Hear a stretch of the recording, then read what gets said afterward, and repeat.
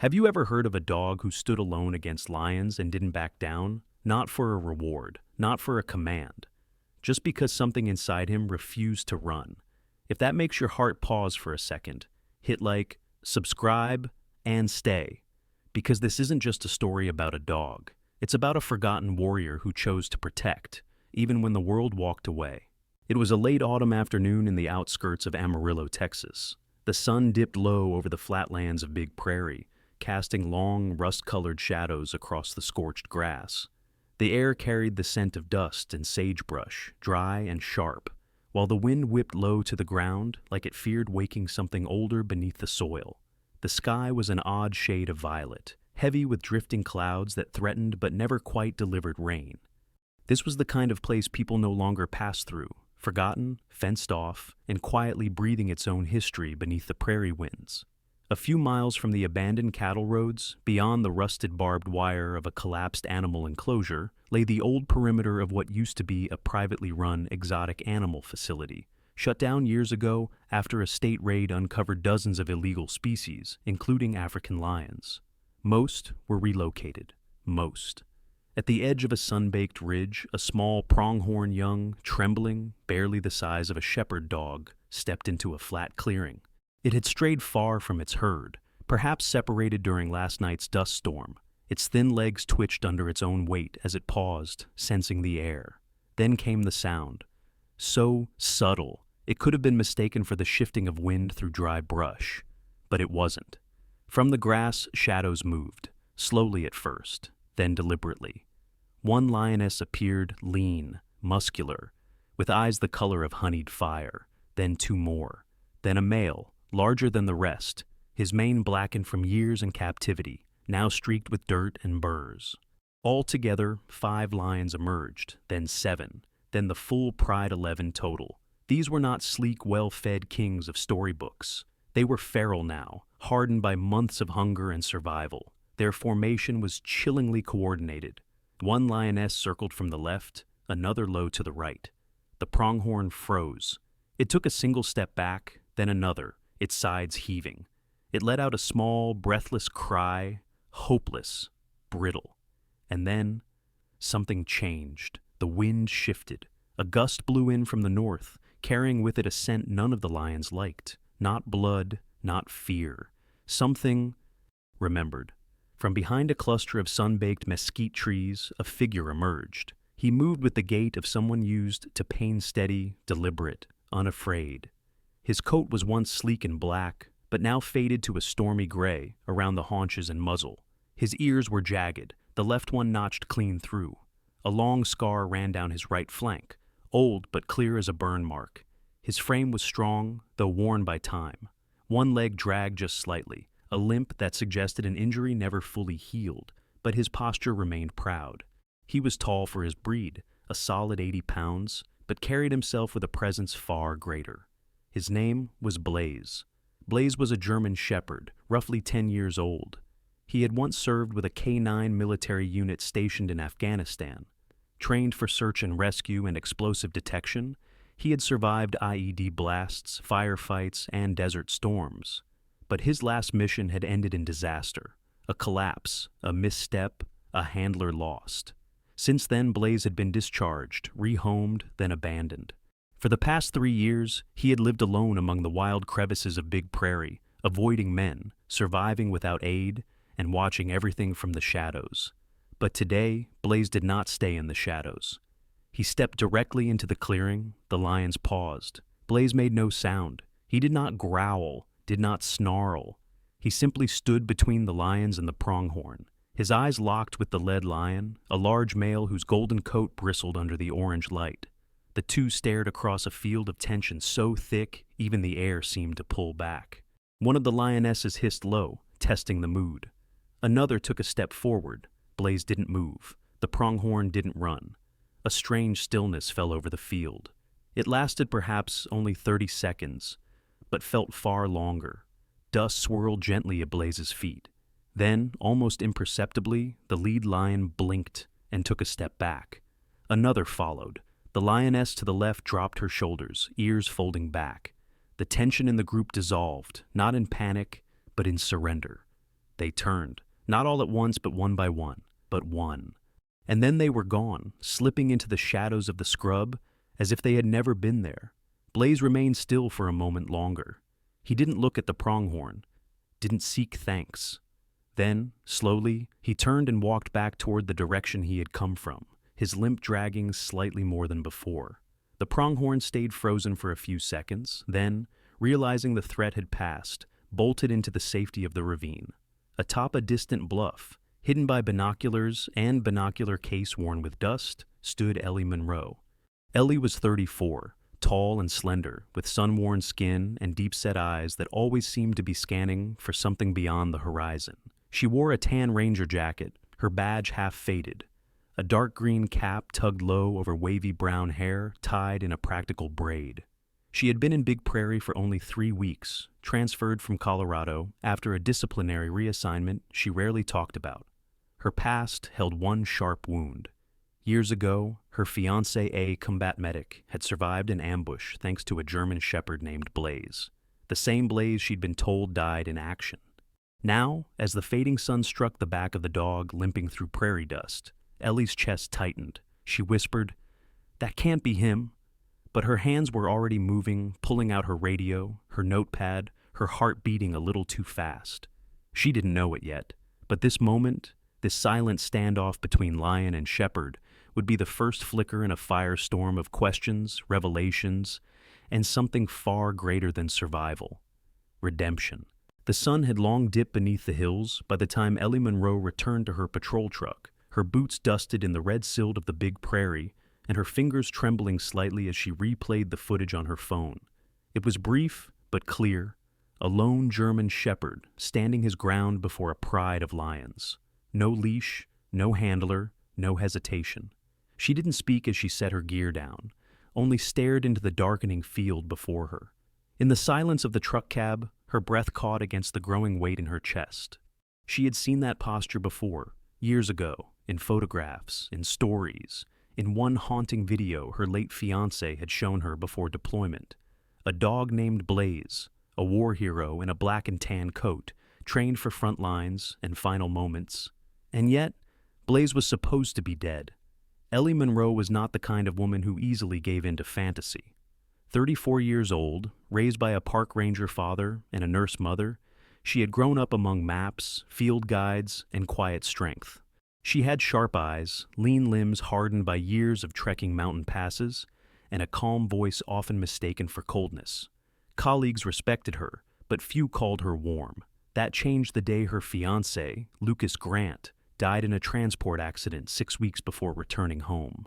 The grief had calcified around her edges. She transferred departments twice, finally landing in Big Prairie, the kind of place people forgot, and where forgotten things could stay buried. Back at the ranger station, Ellie spread out a worn topographic map on the wooden table. She marked the last lion sighting, the position of the abandoned wildlife facility, and the point where she saw the dog. If it was Blaze. Then, alongside those marks, she circled 2 fresh elk carcasses found in the past 3 days. The wounds had been precise, unlike a typical lion kill. Something else had intervened. She filed a false report, scavenger interference. Not yet ready to explain the truth she didn't understand herself.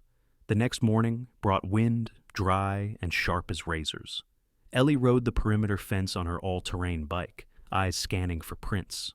She didn't expect to find anything, but halfway through the North Ridge, near a gnarled old cedar tree bent by years of wind, she found them. Paw prints deep, methodical, bigger than a coyote's, too straight for a stray, and alongside them, streaks of dried blood.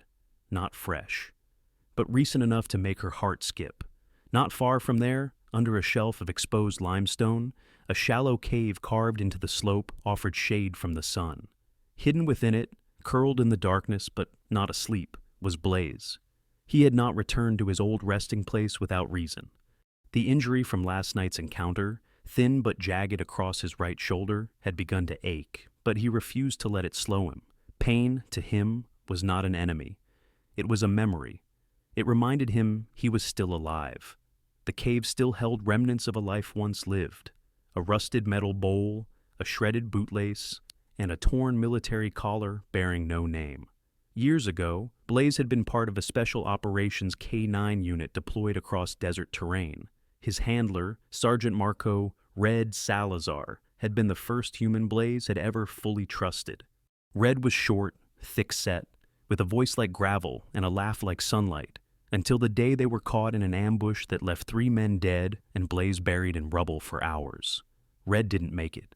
Blaze survived, barely, but his return was marked by scars both visible and unseen. Declared too unpredictable for reassignment, he was passed to a private shelter, then a foster, then dumped on the edge of Big Prairie by someone who didn't want a broken dog. Now, as Blaze licked at the scab on his leg, his ears twitched at a noise, subtle but known. Footsteps, cautious and familiar. Ellie.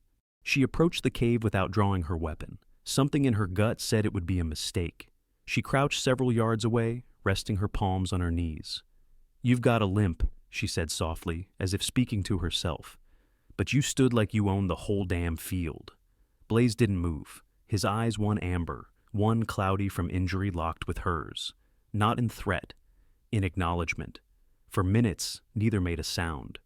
Then Ellie did something she hadn't done in months. She sat down in the dirt, cross-legged, quiet, patient. She didn't know if the dog would come closer or bolt or growl, but he did none of those things. He simply rested his head on his front paws and closed his eyes. Not in trust, but in shared exhaustion. Later that day, Ellie returned to the station and placed a single note in her incident log. Unconfirmed sighting of unknown dog. Potential ex-military K-9. No human contact attempted. But her personal notebook held more. Sketches of the prints, descriptions of the scar, estimates of age, weight, breed. At the bottom of the page, one name, Blaze. Elsewhere in Big Prairie, something darker stirred. A man named Roy Halder, mid-50s, wide frame, mottled skin from too many days under the sun, pulled over his dusty black pickup near a broken fence. Roy was not a ranger. He was a former animal trafficker turned poacher. Still bitter over the state seizure of his operation years ago. He'd returned to the outskirts of Big Prairie, chasing rumors talk of lions loose, of livestock disappearing, of a black dog fighting predators. His interest wasn't in conservation, it was in spectacle. There was money in capturing a moment, in selling it. He lit a cigarette with yellowed fingers and watched the horizon. Somewhere out there, a legend was walking, and legends, when cornered, made good trophies. Back in the cave, Blaze finally rose to his feet and stepped out into the fading gold of late afternoon. He sniffed the air. The lions weren't far. He could smell their musk in the southern winds. But something else lingered. Man, machine oil, and bad intentions. He turned toward the east, toward the high grass and the place where fire once fell from the sky in his dreams. And he walked, not to run, not to hide, but because that's what a soldier did. The morning after the storm rolled through Big Prairie, a dense fog hung low over the prairie's belly, like a ghost reluctant to leave. Moisture clung to the wild oats and buffalo grass, beating on the barbed wire fences like dew on rusted jewelry. The world felt muted, every color subdued, every sound dampened beneath the hush of the mist. In the stillness, only one thing moved with certainty. Blaze. His paw pads pressed against the cool earth with calculated grace. The wound on his shoulder had scabbed over, but throbbed with every step. Blaze made no sound, though. He never had. Even in the combat zones of the Middle East, when bullets shattered the air and men shouted behind barricades, Blaze was silent, observant, efficient. That hadn't changed. But here, in the sprawling wild of Texas, his silence took on a new shapeless duty, more instinct. Less war, more calling. At the edge of an old cattle corral that had collapsed long ago into splinters and red dirt, the lions had struck again. Blaze arrived after the fact. The scene was familiar. Scattered hoofprints, tufts of deer fur, drag marks in the sand. But this time, something else remained. A feathered tag, the kind used by wildlife rangers for monitoring local herds. Blaze sniffed it. Blood, fresh. The pride wasn't just hunting wild. Now they were moving into tagged herds, bolder, closer. Unbeknownst to him, half a mile away, Ellie Monroe had set up a new observation post on a rocky hilltop that overlooked the basin. She was now certain the dog she'd seen before was Blaze. After filing another report that conveniently left out canine involvement, she had requisitioned a long-range motion camera, one usually reserved for tracking coyotes. From this post, she hoped for answers. Instead, she got surprises. Ellie was not alone in her efforts. That morning, a man named Curtis Vance arrived at the ranger station. Curtis was in his early 50s, lean with taut muscles and deep crow's feet etched into his sun-darkened skin. A former tracker for the Bureau of Land Management, now retired and living off-grid in a tiny A-frame cabin northwest of the park. He was quiet, skeptical of technology, but knew how to read the land like a second language. He wore a beaten oilskin jacket, a felt hat pulled low, and walked with a slight limp he claimed came from a barbed wire accident, but Ellie suspected it was from something much older. Curtis had heard the rumors. He didn't believe in ghosts or guardian spirits, but when he saw the drone footage Ellie reluctantly shared with him, his reaction was telling. He whistled low and muttered, "That's no stray. That's a trained dog, a soldier through and through." Back in the brush, Blaze picked up another scent, faint, acidic, wrong. Man, not Ellie, not rangers. Gasoline, sweat, and something metallic. He paused, ears swiveling. Then a glint of silver from the trees. A lens. Someone was watching.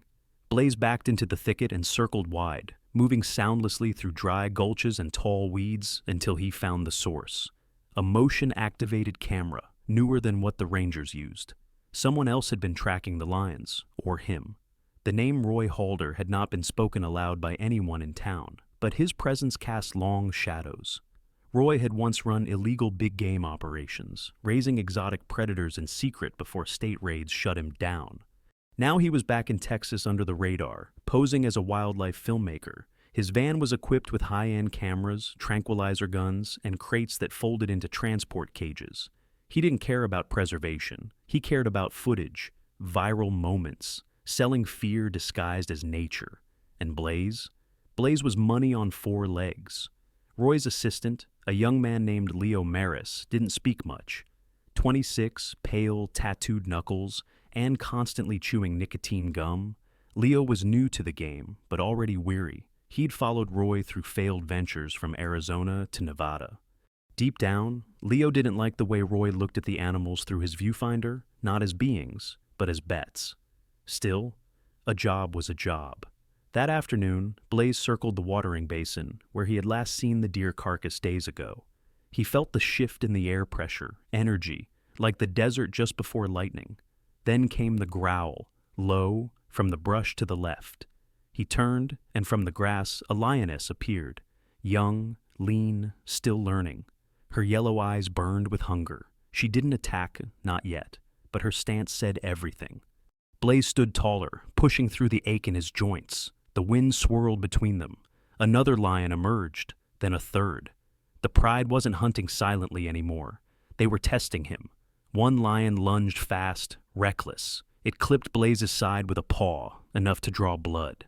Blaze staggered, steadied. The lion circled. The other two closed in. Then Blaze did something he hadn't done in years. He growled.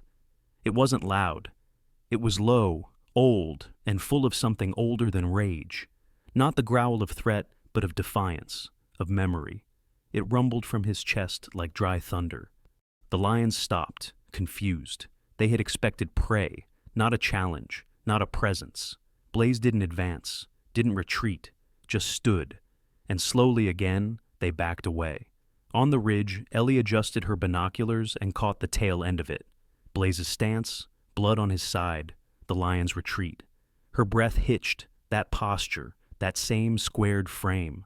Her fiancé had described it once in a letter from the front. He doesn't bark, doesn't need to. He just looks at danger like he's already beaten it once. That evening, as the sun bled behind the ridgeline, Ellie and Curtis reviewed the camera footage. Curtis leaned forward, squinting at the image. "That dog," he murmured, "ain't just guarding the land. He's guarding something older, a code, a memory." Ellie nodded, more to herself than to him. And somewhere beneath the stars, Blaze limped away from the clearing, a fresh scratch down his ribcage, the taste of blood in his mouth, but his eyes steady. He didn't win the fight. He didn't need to. He simply stood his ground. The wind shifted that night. It was the kind of shift that only the oldest trees and the keenest animals noticed, sharp, silent, like the earth exhaling in warning. In the still dark, Big Prairie didn't sleep.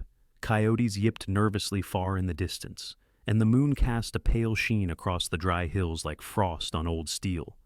It was a night built for stories, for ghosts, for things that didn't belong but came anyway.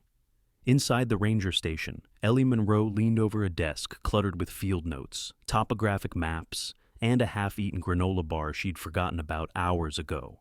Her eyes were bloodshot, glued to her laptop screen, where live feeds flickered from motion-activated cameras she'd buried in the lion-dense southern sector of the park. Most nights showed nothing but wind-blown grass and the occasional skittering rabbit. But tonight, she had hope.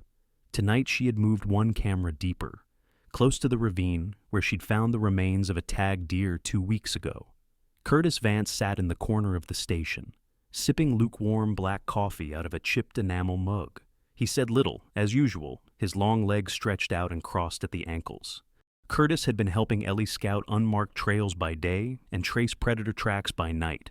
The man had a quiet patience that suited the prairie, never in a rush, never rattled. But even he leaned forward when Ellie whispered, "There," pointing at the screen. The camera's night vision showed it clearly. 4 lions, silhouettes sleek and low, creeping into frame. They moved with that terrible grace, bodies swaying like grass in a breeze, tails twitching. Then, pause. From the left side of the frame, something else stepped into view. A shadow at first, then unmistakable. Blaze. He didn't run, didn't bark, didn't retreat. He stood there, solid as stone, facing the lions as if he had been waiting. His stance was straight despite the limp, his ears forward, his eyes sharp. He was outnumbered, outsized, and bleeding from a healing gash, but nothing in him broke. The lions didn't attack. They paced, confused, as if they sensed something they didn't understand, something older, something primal. After a long, breathless moment, they turned, one by one, and disappeared into the dark. Ellie exhaled so hard she startled herself. Curtis set his mug down. "That's not instinct," she murmured. "Nope," Curtis said simply. "That's a choice." Elsewhere, the story of the black dog had begun to spread. At a gas station 20 miles outside Big Prairie, an older man named Carl Denton told his teenage grandson about a strange shadow he saw one dawn, standing on a ridge as lions stalked a herd of wild horses. Carl was wiry, with skin like old paper, and an arm that never quite healed from a bronco fall decades ago. He had worked the land for most of his life, didn't care much for fantasy, but what he saw had shaken him. "Didn't bark," he told the boy. "Didn't need to. Just stood there like he belonged to something bigger than himself." At a diner near the park's edge, a waitress named Jenna, a short, round-faced woman with tired eyes and calloused hands, swore she'd seen a black shape limping alongside a ridge while she locked up one night. "Felt like he looked right at me," she whispered, pouring coffee for a disbelieving tourist. "Like he was checking to make sure I got home safe." None of these accounts were reported to the authorities. They weren't filed or logged or tracked. They were spoken softly, between cigarette drags and sips of coffee. They became whispers on the prairie wind. Back in the station, Ellie made a decision. She wanted more than footage. She wanted proof. That evening, armed with scentless gloves, a portable stake camera, and a single tranquilizer dart she hoped not to use, she hiked out alone into the ravine.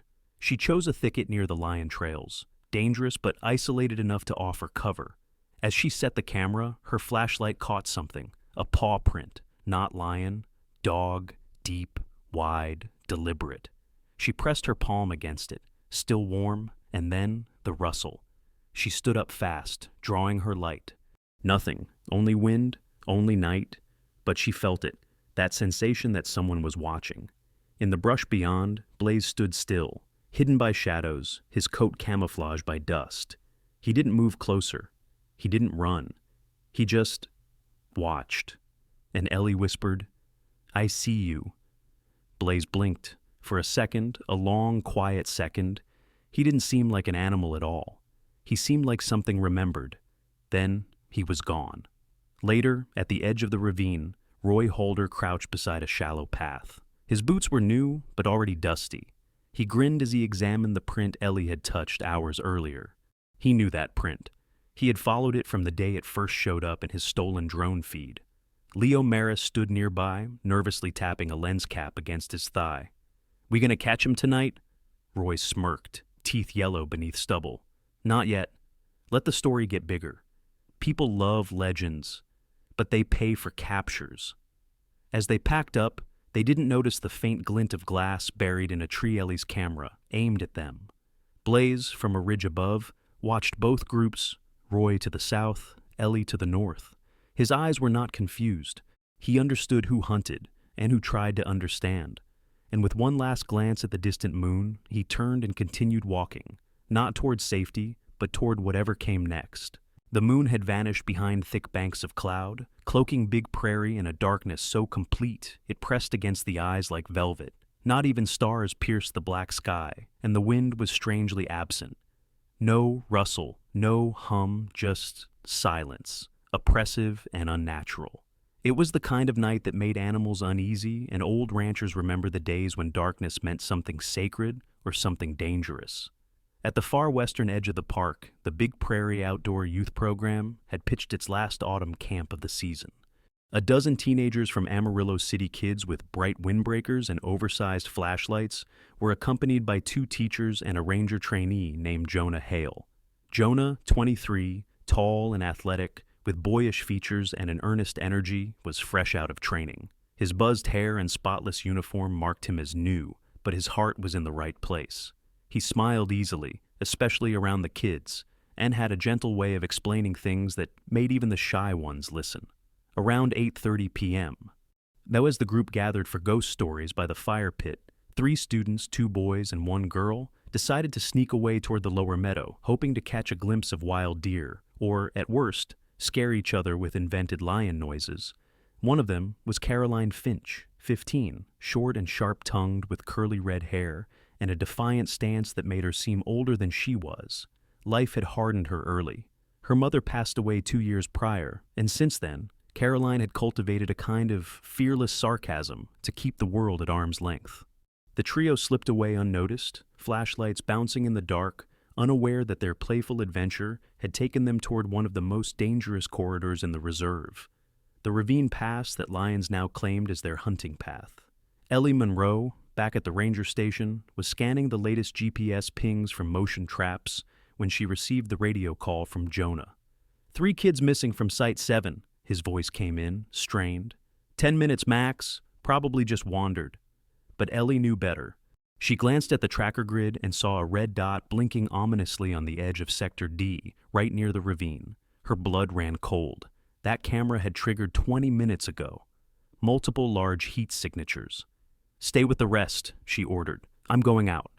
In the dark, Caroline and her friends were already realizing their mistake. The path narrowed. The wind smelled wrong, like something rotten under the dirt. And then came the sound, a low growl not far off. Flashlights flicked around wildly, eyes gleamed in the brush. Then another sound, deeper, longer. A roar. One of the boys screamed. Caroline grabbed his sleeve, backing away as shapes emerged from the dark. Lions. At least 4. Yellow eyes, silent movements. One growled low and padded forward, baring its teeth. The children froze. And then something broke through the brush like a lightning bolt of shadow. Blaze. His body was leaner than it had once been, ribs visible beneath his fur, but every step radiated force. His hackles rose, and blood from a reopened scar along his shoulder dripped into the dirt. He didn't hesitate. He placed himself between the children and the lions. The lead lion, a muscular male with a black-tipped mane, growled and lowered his head. He wasn't used to defiance, especially not from prey. Blaze bared his teeth, not in warning, but in readiness. The lion charged. Blaze leapt sideways, avoiding the full brunt of the blow, but catching a heavy paw across his ribs. He stumbled, rolled, and sprang back to his feet. The second lion lunged, but Blaze met it midair, jaws snapping, teeth sinking into its shoulder. Dust exploded as they collided, and a spray of blood arced in the moonless dark. Caroline screamed. From a distance, Ellie's headlights cut through the night as she skidded to a stop on the ATV, leaping off with her tranquilizer rifle. But the scene before her made her hesitate, not out of fear, but awe. Blaze was still standing, bleeding, limping. His left leg faltered beneath him, but his eyes, those fire-born eyes, never blinked. The lead lion stalked closer again, preparing the final charge. Blaze didn't retreat. He straightened, and then, from somewhere deeper than instinct, deeper than breath, he let out a sound. It wasn't a bark, it wasn't a growl, it was a roar, a rumble that seemed to rise from the cracked earth itself, old and raw and full of memory. It echoed off the trees, off the rocks, off the bones of the world. The lions froze, the wind returned, one lion turned, then another, then all four backed away. Not panicked, but wary. Blaze stood still, blood dripping, chest heaving. The children began crying.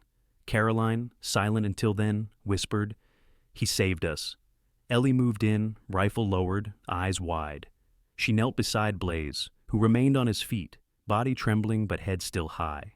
She reached out slowly and placed a hand on his shoulder. This time, he didn't flinch. She whispered, "I know who you are." Blaze looked at her, not with surprise, but as if he had always known she'd be the one to find him there. Behind them, Curtis arrived in a backup truck, having intercepted Ellie's last transmission. He helped gather the children, calming them with the quiet steadiness only a man who'd seen worse could offer. As they left, Ellie looked back one last time. Blaze hadn't moved. He stood in the center of the battlefield like a monument carved from memory and muscle. He wasn't just a dog, he was a sentinel. And on that moonless night, the prairie knew it. Morning broke late across Big Prairie, as if even the sun hesitated to rise after the night it had missed. The light was gray and cold, cutting softly through the fog that blanketed the land. Crows circled lazily overhead, their wings slicing the silence, while dew clung to the grasses like sweat from a restless sleep. The prairie, which had held its breath in darkness, now exhaled, but not in relief. Something had changed in the rhythm of the land. Ellie Monroe stepped cautiously across the ravine, her boots sinking slightly in the damp red soil. The scent of blood lingered faintly in the air, sharp and metallic beneath the earthy smell of dust and pine. Her heart thudded in her chest with the same dull weight that had lived there since Lucas died. But this time, it carried something else, a kind of fragile hope wrapped in dread. She spotted him just past a tangle of junipers, collapsed against the base of a flat stone. Blaze. He lay on his side, his black and tan coat matted with dried blood and streaks of dirt. One leg twitched involuntarily. His chest rose, shallow and uneven. Flies buzzed nearby, but none landed on him, as if even they understood something sacred was happening here. Ellie dropped to her knees. "No," she whispered. "No, not like this."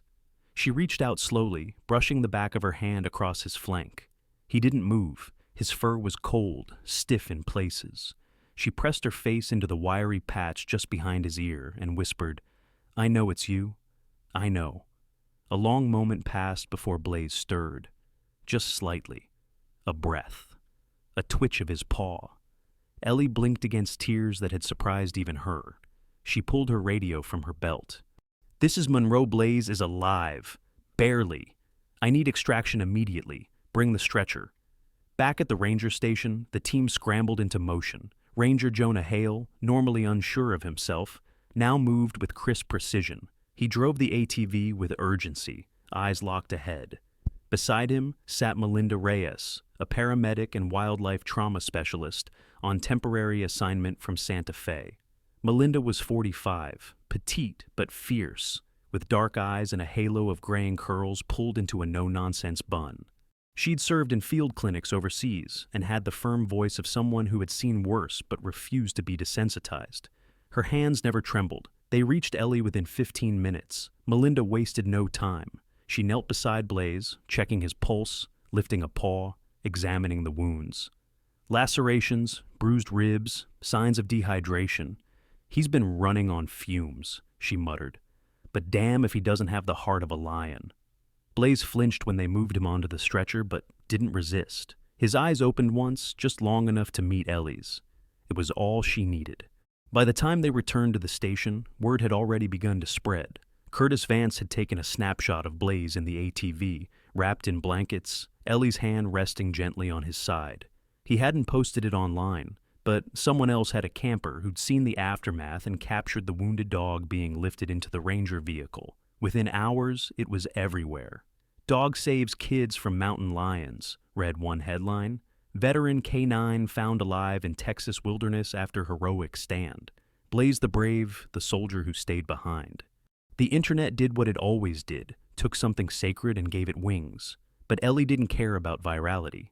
She cared about the heartbeat on the cot in the corner of the clinic room. Blaze had been cleaned and stabilized, IV line running, bandages wrapped around his chest and flank. A fan blew gently to keep him cool, and Melinda monitored him every hour.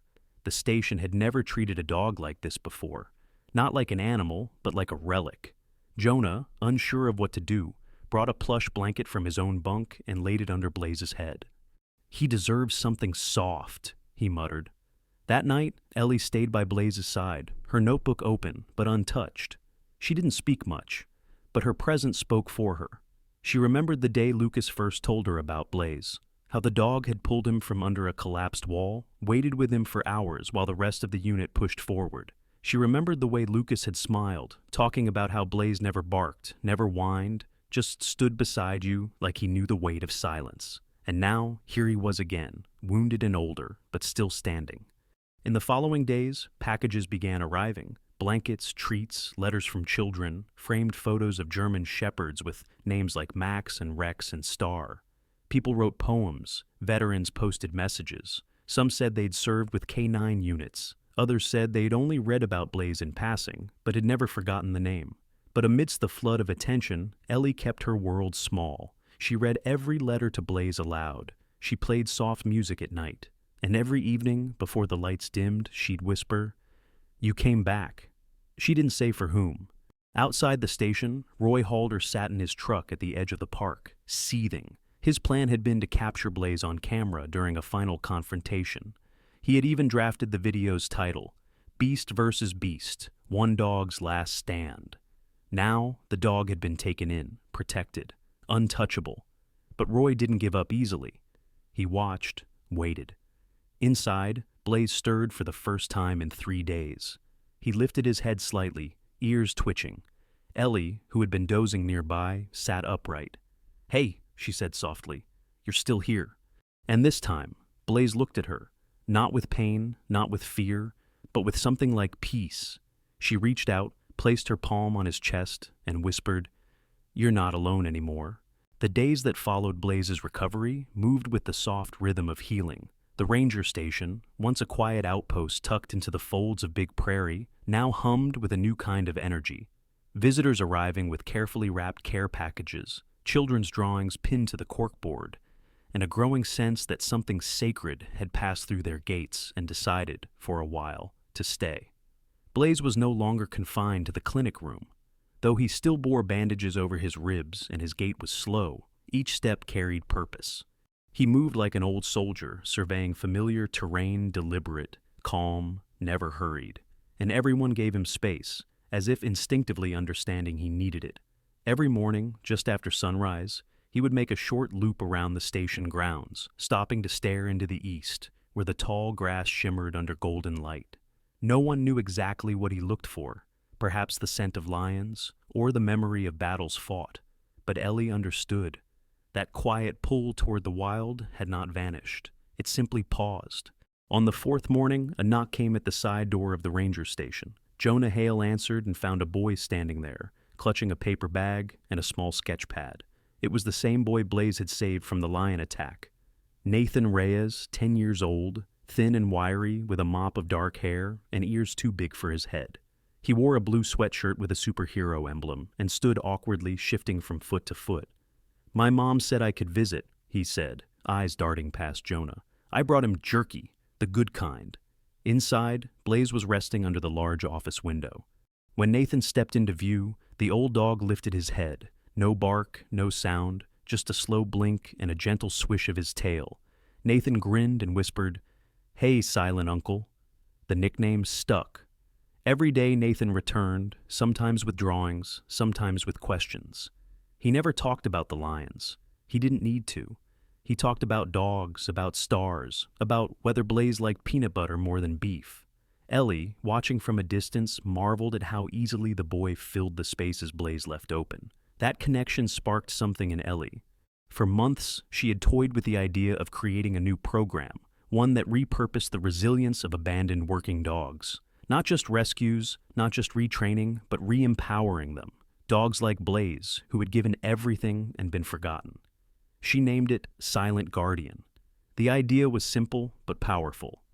Bring in retired or discarded service dogs, rehabilitate them, and assign them to protect natural reserves across Texas.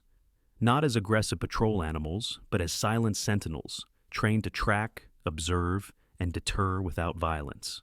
The first trial unit would be formed at Big Prairie. Curtis Vance agreed to consult. He began mapping out routes, territories, potential threat zones. "We don't need teeth," he said during the first strategy meeting. "We need presence." Melinda Reyes, Nathan's aunt, and the paramedic who had treated Blaze, volunteered to oversee health assessments for all incoming dogs. Her no-nonsense attitude and dry wit made her a grounding force during the whirlwind of planning. "We'll keep their hearts strong," she said, "even if their legs are tired." Even Jonah got involved, organizing community outreach and media coordination. Though still shy around cameras, he proved to be a natural when it came to presenting the program to schools and families. "Blaze made me want to do more than watch," he confessed once while taping up a poster. As weeks passed, Blaze continued to improve, though he never fully healed. His right side bore a permanent stiffness, and he occasionally stumbled when he tried to move too fast. But no one cared about the limp. In fact, Nathan once said, "It makes you look cooler, like a cowboy." By late October, the station officially designated Blaze a free guardian. He was given full access to the park grounds, no collar, no kennel, no leash. Just respect. Ellie stood beside him as Curtis hammered the commemorative sign into the earth near the entrance gate. It read, "Silent Guardian, Blaze, not owned, not lost, simply present." The moment the sign stood, Blaze rose from where he'd been lying and walked to it. He sniffed the wooden post, then turned and looked out into the field. Ellie knelt beside him. "You know you don't have to stay," she said softly. "You've done enough." Blaze didn't respond, of course, but he didn't walk away either. He stayed there for a long while, watching the prairie breathe beneath the wind. From then on, Blaze developed a routine. He'd disappear into the tall grass after sunrise, roam the perimeter in wide, measured arcs, and return by nightfall to rest near the flagpole. He never strayed far. He never failed to return.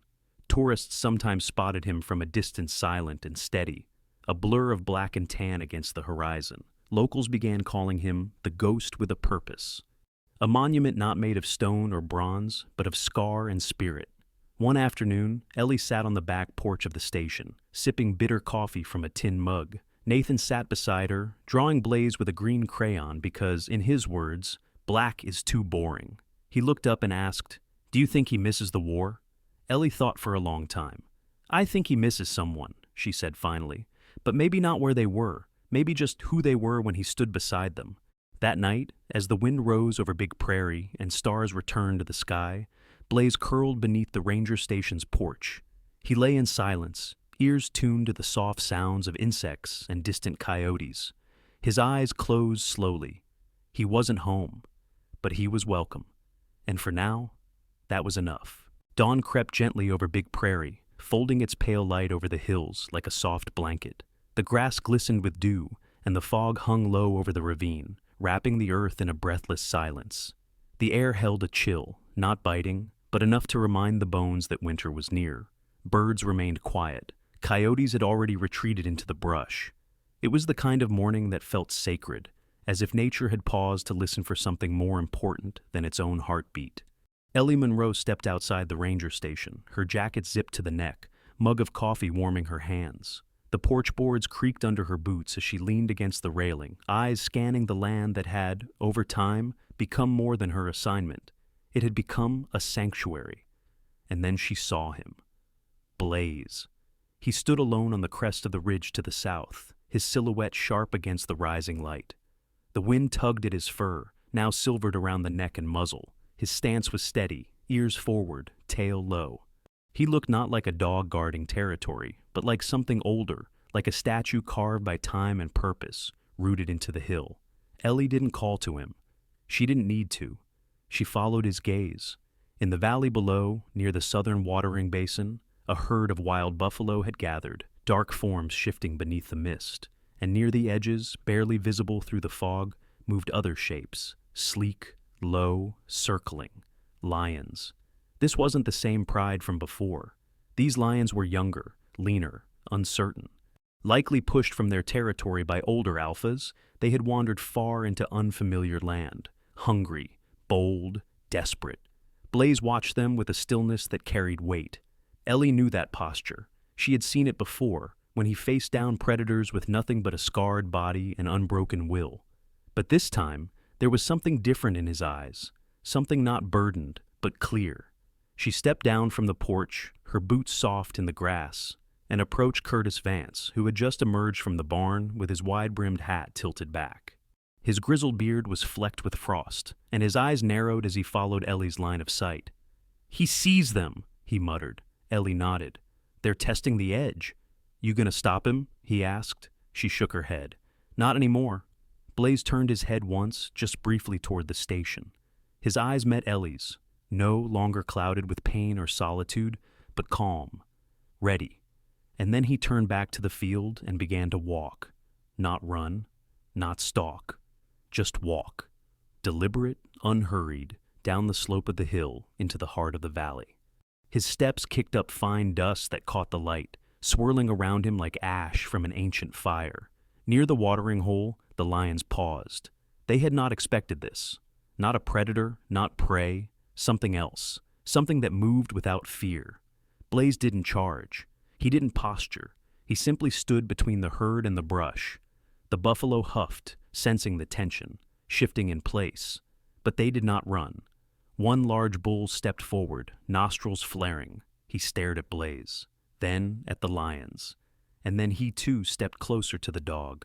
High above, Ellie, Curtis, and Jonah watched in stunned silence. Jonah, wide-eyed, whispered, "Is he trying to fight them again?" "No," Curtis said slowly. "He's not fighting." "Then what is he doing?" Curtis took off his hat and held it over his chest. "He's choosing." The wind rose. It came from the east, dry and ancient, lifting the tall grass in shimmering waves. The lions shifted uneasily. One took a step back. Another followed. The younger ones hesitated longer, watching Blaze, trying to understand him. Then they turned, one by one, and slipped back into the fog. Blaze didn't move. He stayed rooted, watching until the last tail disappeared into the trees. And then, slowly, he sat. The buffalo stirred behind him, moving forward cautiously. One young calf passed near Blaze's side, pausing to sniff him before trotting to its mother. The large bull that had stepped forward earlier lingered near him, exhaling a long breath, then bowed its head slightly, as if acknowledging something it could not name. Back at the station, Nathan Reyes stood beside Ellie, having arrived just before sunrise, still in pajamas and boots too big for his feet. He clutched a drawing in his hand, another image of Blaze, this time with wings. He looked up at Ellie and asked, "Will he come back?" Ellie didn't answer. She couldn't. Not because she didn't know, but because she did. As the sun climbed higher, Blaze remained by the water's edge, unmoving but no longer alone, not in spirit, not in purpose. In the weeks that followed, no more lion sightings were reported near the campgrounds. The buffalo herd remained unbothered. Rangers found new trails carved into the tall, grass-wide, sweeping arcs that mirrored Blaze's usual patrols. Yet Blaze himself was never seen again. His bed at the station remained untouched. His dish stayed clean. But at night sometimes, the children claimed they heard breathing just outside the cabins, calm, heavy, warm, and when the wind blew through the prairie just right, it carried with it the scent of dust, cedar, and something stronger than fear. Around the fire pits, stories bloomed. They spoke of a dog who had once stood before lions and did not flinch, of a guardian who chose not to fight, but to be, of a soul that was not tamed, but trusted. They called him the Lone Guardian, not because he was alone, but because he chose to stand when others stepped away. The story of Blaze isn't just about a dog. It's about the quiet power of choosing to protect, to stay, to stand tall even when no one sees you. In our everyday lives, we all face moments where walking away is easier. But what defines us is what we do when no one's clapping. If this story touched something in you, like, share, and subscribe to the channel. And tell us in the comments, have you ever stood up for something silently just because you knew it was right?